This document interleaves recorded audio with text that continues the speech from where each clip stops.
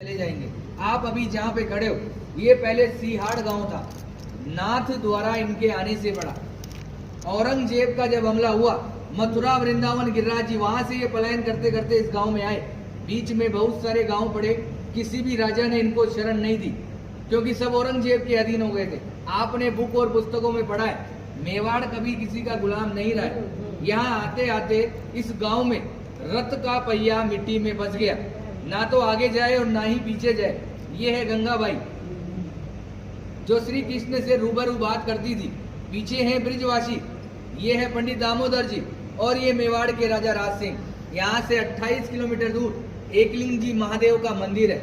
ये महादेव से डायरेक्ट बात करते थे, जैसे गंगाबाई श्री कृष्ण से बात करती थी, वैसे ये डायरेक्ट महादेव से बात करते थे।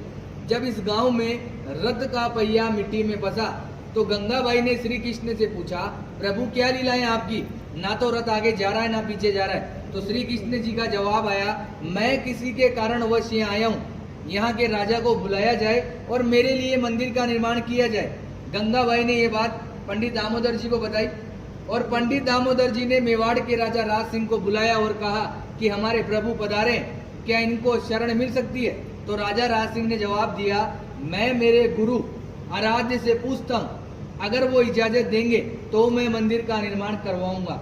ये महादेव के पास गए और बोला, प्रभु आपके मित्र और सखा पधारे, क्या इनको शरण मिल सकती है। तो भोलेनाथ ने एक सुंदर सा जवाब दिया, मेवाड़ की जनता अगर इसके नखरे उठा ले तो ही इसी को रोकना है, अन्यथा जाने देना है, क्योंकि ये अलग अलग श्रृंगार करता है, 8 समय की झांकियां लेता है और अलग अलग भोग लेता है। घूम फिर के ये बात गंगाबाई के पास आई, और गंगाबाई ने श्री कृष्ण को बताया, प्रभु आपके लिए तो महादेव ऐसा ऐसा बोल रहे हैं। तो इन्होंने भी एक सुंदर सा जवाब दिया कि वो है बोला, नाम से भी बोला है, काम से भी बोला है। उसको तो 2 रुपए की राख लगाकर बैठा दो तो बैठा रहेगा, मगर मेरे नखरे वो जानता है। मैं मेवाड़ की जनता को वचन देता हूँ, मैं यहाँ का जल भी ग्रहण नहीं करूंगा। आज भी जल यमुना नदी से आता है, सीधा मंदिर में रखाया जाता है, मंदिर में जो झारी जी भराई जाती है, और उसी जल का जो प्रसाद बनता है वही ठाकुर जी ग्रहण करते हैं। आप लोगों का जो प्रसाद होता है वो बाहर दिखाकर बाहर ही बांट दिया जाता है। कहते हैं किसी के कारणवश ये आए।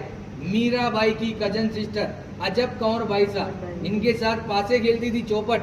श्री कृष्ण को पता थी कि आज मेरे साथ ये पासे क्यों खेल रही है, मगर श्री कृष्ण जी जान चला के हारते गए और अजब कौर बाई साहब को जिताया और बोला कि मांग तुझे क्या चाहिए। तो अजब कौर बाई साहब ने कहा कि आप मेरे मेवाड़ में पधारिए। आज 350 साल हो गए ठाकुर जी को यहाँ विराजते हुए, 150 साल बाद अपन भी जीवित रहे।